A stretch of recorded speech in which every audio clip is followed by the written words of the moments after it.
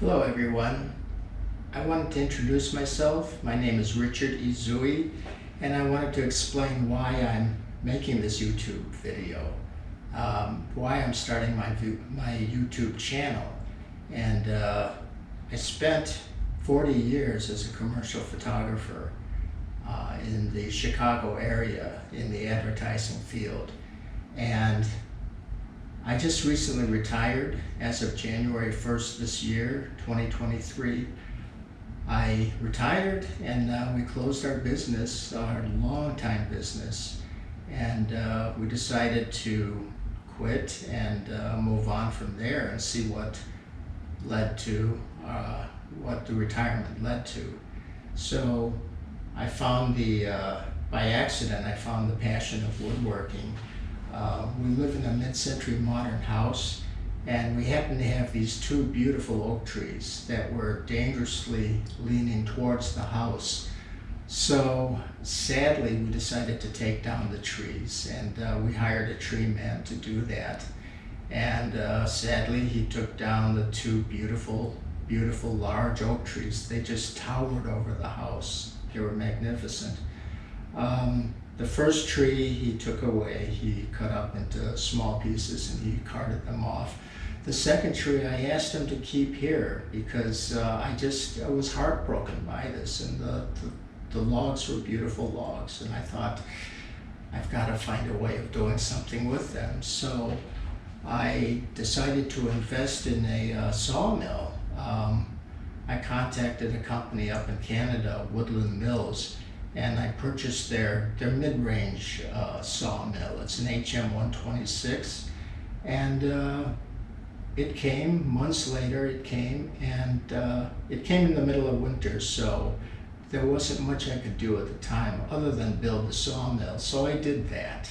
I spent, a good month building the sawmill in my garage, and brought it out in the spring, and it was beautiful, and it was a very heavy piece of equipment. So I have a John Deere tractor that couldn't even lift it high enough, so I went out and bought a crane to lift it, and I did that and got the power head lifted onto the track and carted the thing back to the back of the house, where it was kind of camouflaged from the neighbors, and so I wouldn't cause too much commotion.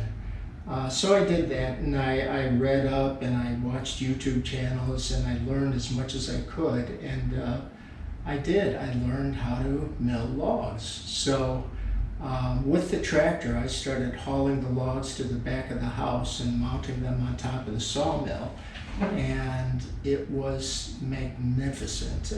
The first log I opened up, I just could not believe it. The grain on the inside of these oak logs, phenomenal. So I was very excited by this. So I milled various sizes from 1-inch to 3-inch logs, slabs of logs. And I found out that it takes a very long time for these logs to dry. So I was patient, and I started doing wood projects, and then what you see here is an accumulation of projects with the wood aged over 2 years. And these are all from 1-inch slabs. So the 2-inch and 3-inch slabs are still drying in the back of the house, and they'll be good to go within 3 years or so. So that's very excited for future projects. And so that's what I found as a passion, and this YouTube channel is going to be dedicated to me transitioning from the photographic field. That's my first camera over there, by the way. It's a handmade wooden Deardorff camera, and it's funny how that I went from a handmade wooden camera to making my own handmade wooden projects here. So that's what this channel is going to be dedicated to, is showing projects and what I'm learning how to do. I'm a novice. I'm just learning from scratch, and it's exciting, and I just wanted to share it, and I wanted to document it so that I could remember for my own personal history. So The future videos will be dedicated to how I advance and where I take it from here. So thank you for watching, and I hope something comes of this. I wanted to show you guys this as my main tool, my main camera in the first 20 years of my career in photography. This was a camera, an 8x10 Deardorff camera made by LF Deardorff and Sons, a Chicago-based company. It's handmade wood, mahogany, I believe, Philippine mahogany or something like that.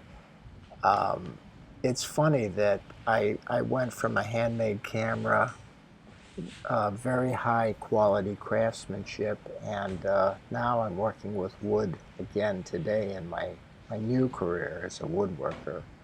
Anyway, this is an 8x10 camera. It shot 8" by 10" sheet film, and incredible quality.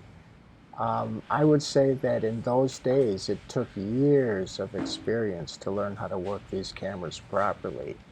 What I'm showing here is what's called a Packard shutter. It's an air-based shutter.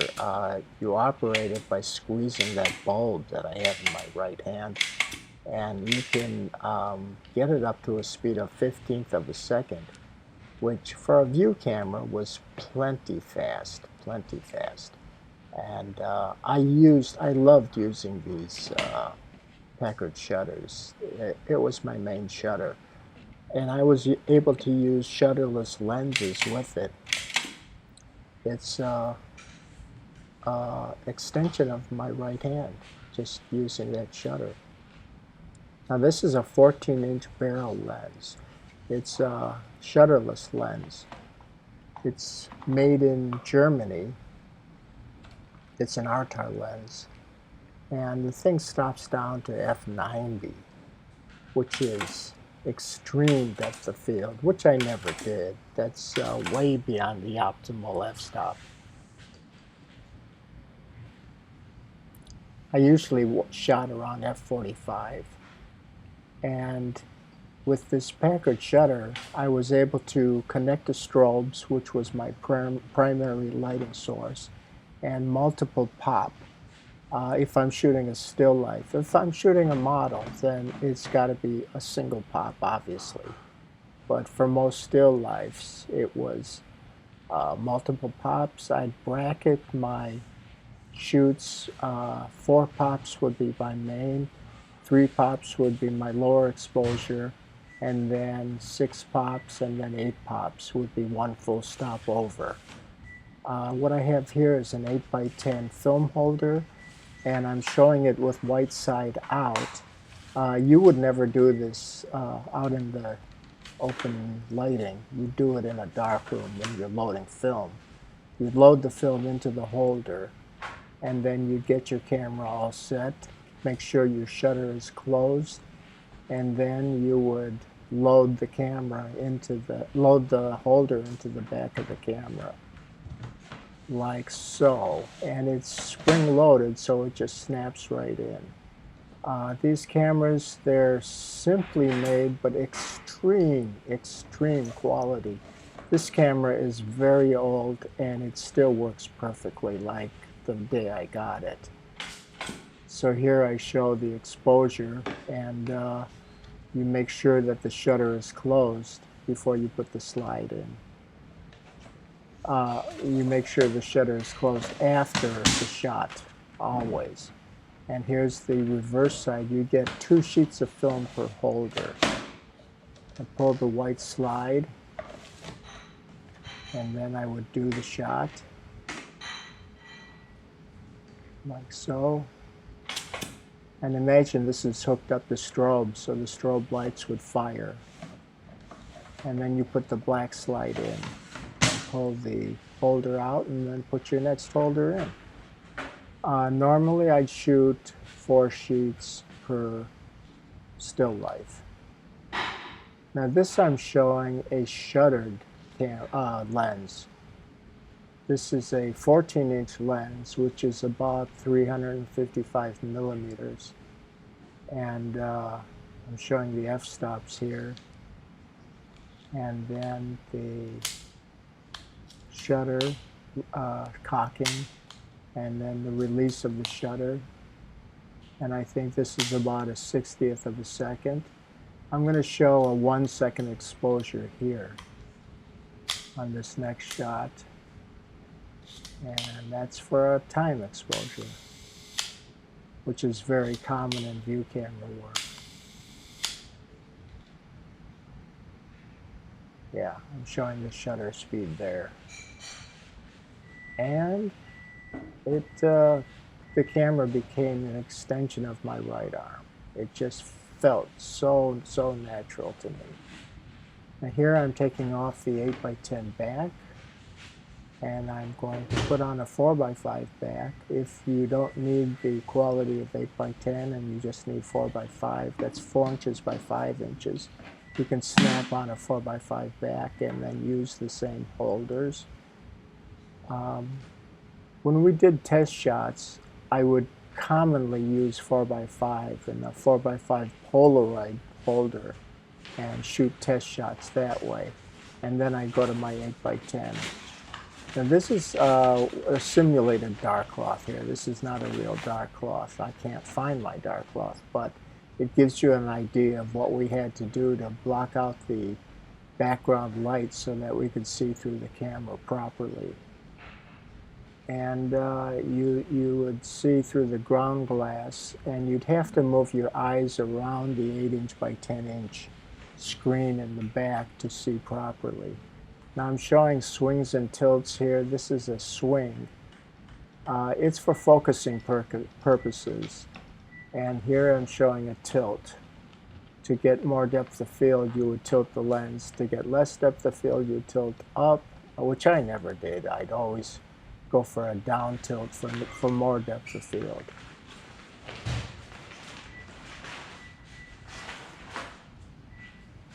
It was my favorite camera, the Deardorff. I had a metal camera, a Sinar camera, a Swiss-made camera, and it was either Swiss or German, I can't remember.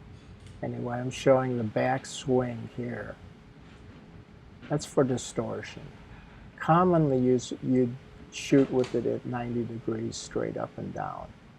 But then if you wanted to create special effects or something, you can distort. So now here I'm showing the focusing of the camera. And the lens is open. Oh, now it's closed. Sorry. Here we go. Here we're showing the focusing of the camera. Now imagine you're underneath the dark cloth, looking through the ground glass, and the outdoor scene is in front of you. The lens is showing, and what you're seeing is an upside down image. The lens just transposes the image so that you see it upside down through the ground glass of the camera. And of course the film shoots it upside down, but you reverse it when you view it.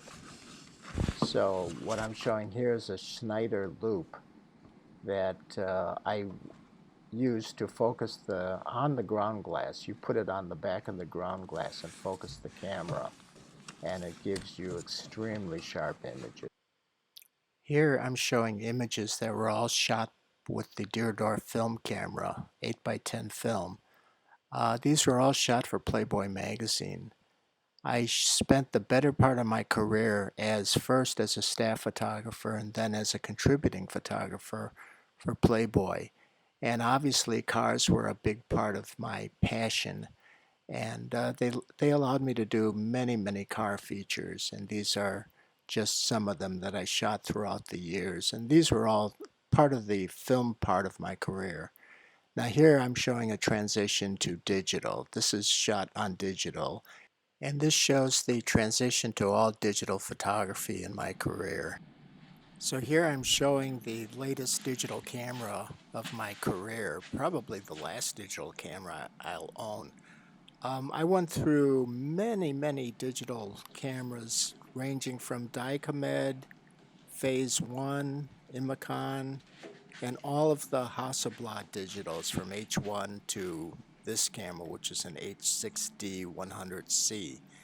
And yeah, I jumped on the bandwagon of going digital back in, I think, 1996, and became 100% digital just a few years after that. The camera is phenomenal. This particular camera, I think, equals the Deardorff 8x10 film camera as far as quality goes. And it is so much easier to operate than the Deardorff, although I loved shooting with the Deardorff. Now here I'm showing Speedotron power packs. These are what power the light heads, and I bought a used Speedotron power pack back in the early days of my career, and I actually still have it today, and it works perfectly. These are some of the heads that I've used as well, and some of these are just as old as that old power pack, but it's great equipment. I've tried them all, but Speedotron is by far the best in my opinion. So I just wanted to end this video by showing some behind the scenes. These in particular are from the Playboy All-America teams that I've shot for many years, 24 years for football and about 10 years for basketball. And here are some of the published images in the magazine. I do have 24 of them, but I'm just showing an assortment here. And this is from a shoot we did at Playboy Mansion for the Playboy pinball game. And I also was a DGA film director. Couple of more images shot on 8x10 film. This was digital. This was digital. Shot in Tucson, Arizona. This is a digital shot and a 3D modeling. This is my beautiful wife Fumi, who's been my partner in crime for over 50 years now. Now it is time to hang up the camera and go on to my new passion of woodworking. That's what this channel is all about. Thanks for watching, guys. Really appreciate it.